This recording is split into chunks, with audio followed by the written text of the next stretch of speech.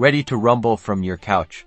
I'm about to break down exactly how to watch all the WWE action you crave on Peacock. First things first, you'll need a Peacock subscription. Peacock offers two premium tiers, Premium and Premium Plus. Both grant access to WWE live events, but Premium Plus is ad-free and allows for offline viewing of select content. Head to Peacock.com or download the Peacock app on your preferred device, like your smart TV, phone, or tablet. Now, let's subscribe.